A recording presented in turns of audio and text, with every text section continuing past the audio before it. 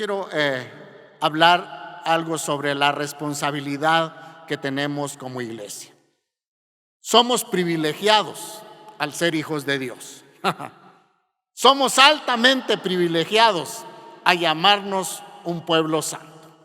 Pero también eso nos lleva a que como iglesia tenemos por delante una gran responsabilidad. Y si usted es hijo de Dios, debe de aceptar la responsabilidad que Él nos ha dado. Y quiero compartir un pasaje que está en primer libro de Reyes, capítulo 8, versículo 41 al 43. Voy a leer en la Nueva Traducción Viviente. Y dice: en el futuro, los extranjeros que no pertenezcan a tu pueblo Israel oirán de ti, vendrán de tierras lejanas a causa de tu nombre, porque oirán de tu gran nombre, de tu mano fuerte y de tu brazo poderoso, cuando ellos oren en dirección a este templo. Oye entonces desde el cielo donde vives y concédeles lo que te pidan. De esa forma, todos los habitantes de la tierra llegarán a conocerte y a temerte, igual que tu pueblo Israel. También sabrán que este templo que he construido honra tu nombre. Mis amados, este pasaje que acabamos de leer es sencillamente un fragmento de la oración que hizo Salomón cuando dedicó el templo que él había construido para la gloria de Dios. Es sencillamente un fragmento, porque creo que en el versículo 15 empieza la oración que él hace cuando ya se terminó aquel templo glorioso, aquel templo espectacular, donde la presencia de Dios iba a manifestarse de una forma muy especial. Y la Biblia nos habla que cuando Salomón terminó la oración, dice que la gloria del Señor llenó esa casa. Entonces, esta pequeña parte que hemos leído solamente nos habla de esta larga oración que hizo el rey Salomón, pero lo importante de esto es pensar, mis amados hermanos, que Dios, viendo la necesidad que la humanidad tiene de buscar el rostro de Dios, de poder conectarse con su Creador, porque la humanidad ha sido hecha a imagen y semejanza de Dios. Entonces Dios es tan amoroso que Él no quiere que ninguno perezca, sino que todos procedan al arrepentimiento. Y para darse Él a conocer en aquel tiempo, llamó a un hombre, llamó a Abraham, para hacer de él una nación grande que llevara el conocimiento de Dios a las demás naciones. Y es tan importante pensar que cuando Dios saca a la nación de Israel de Egipto, los lleva a la tierra prometida. Pero esa tierra prometida era un lugar estratégico donde pasaba cantidad de caravanas que iban al norte y que iban al sur. Entonces Dios quería dar a conocer su corazón, Dios quería dar a conocer su amor para toda la gente que estaba alrededor de esta nación. Y por eso llamó a Abraham para hacer de él una nación que iba a dar a conocer a Dios a las demás naciones. Si usted se da cuenta, Dios les había prohibido a los israelitas que se casaran con algunos de los que habitaban esa tierra, porque la maldad había subido hasta los cielos. La gente le daba la espalda a Dios y Dios no quería nuevamente castigar a las naciones así como había castigado a Sodoma y Gomorra. Entonces Dios llama a Abraham para hacer de él una nación grande, para dar a conocerse a toda la humanidad. Todas las victorias, toda la gloria que se demostraba en el pueblo de Israel era con el propósito de que esta nación fuera portadora de esa gloria y que esa gloria fuera transmitida a las demás naciones. Pero el pueblo de Israel falló. En lugar de seguir la cultura de Dios, ellos adoptaron la cultura del mundo y muchas veces fueron a parar al exilio. Dios los castigó de una forma tremenda porque ellos no cumplieron el objetivo de Dios. Dios quería bendecir con gran abundancia a la nación para que ellos pudieran ser la bendición para las demás naciones. Pero como Dios ya sabía que la nación de Israel no iba a cumplir su propósito, entonces ¿qué hace el Señor? ¿Qué hace Dios? Bueno, Él dijo: no hay otra forma de salvar a la humanidad, sino es enviando a mi Hijo para que muera en propiciación por toda la humanidad. Y aquel que se acerque por fe a mi Hijo Jesús, yo le perdonaré todos sus pecados, le haré una nueva criatura y ellos serán parte de mi pueblo. Entonces, Dios ahora ha hecho que a esos que Dios ha tocado, a esos que Dios ha transformado, a esos que Dios los ha visitado, que somos la iglesia, que somos llamados el cuerpo de Cristo. ¿Qué hace Dios? Darnos a nosotros también no solo el privilegio de llamarnos hijos de Dios, sino nos da a nosotros la responsabilidad de poder ser testigos del amor de Dios. Así que ahora la responsabilidad ya no es de la nación de Israel, de llevar las buenas nuevas a todos los rincones de la tierra, sino que es de la iglesia. Me sorprendió que estaba hablando con un hermano que trabaja en movilización de misioneros y dice: una iglesia de Huehuetenango está sosteniendo 100% a un misionero que está en Rusia. Y vea dónde está este hombre, en Rusia.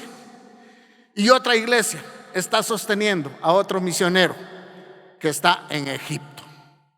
Allá están ellos llevando las buenas nuevas. Pero ellos no pueden ir si no hay quien los envíe.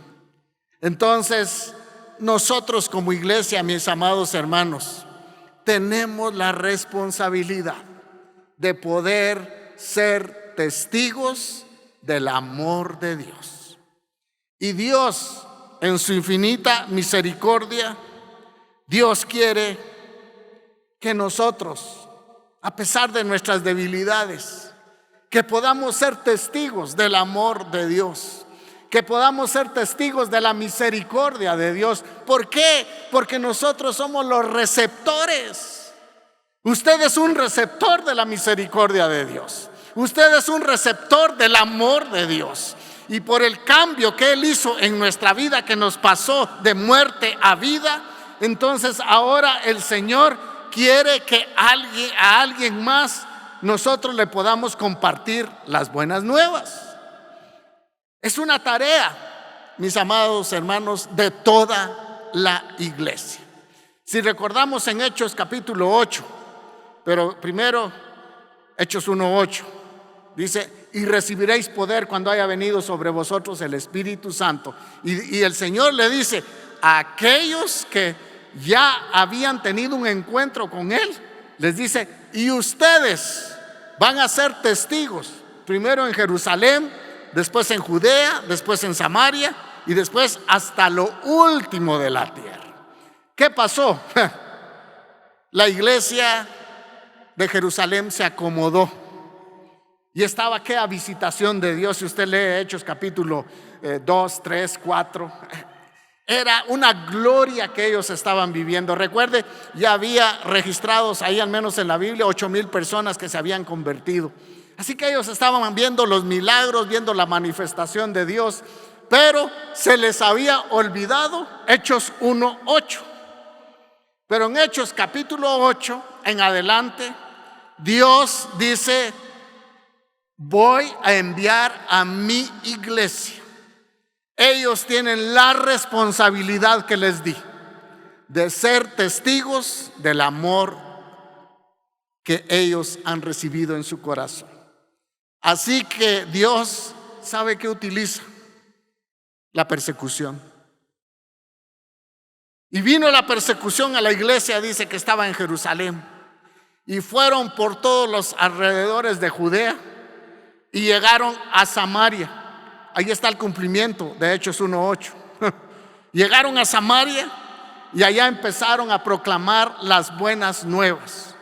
Gente que ellos ni siquiera se imaginaban que podían convertirse como los gentiles, ahí empezaron a convertirse. Ahí empezaron a conocer el amor de Dios.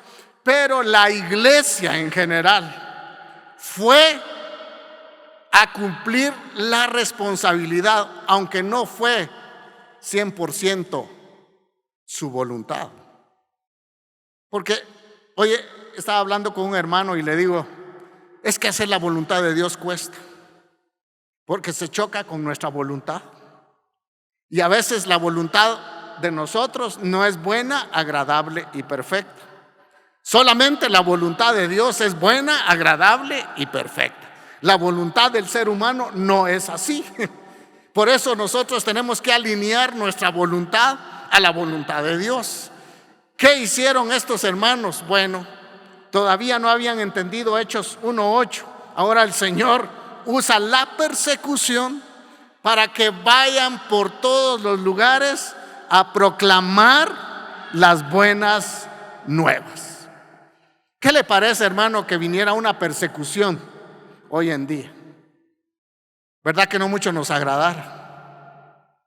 Pero dice que esa persecución hizo que los cristianos, escuche bien, no solo los apóstoles, sino toda la iglesia, esa persecución Dios la usó para cumplir su voluntad, para que más personas conocieran a Jesús.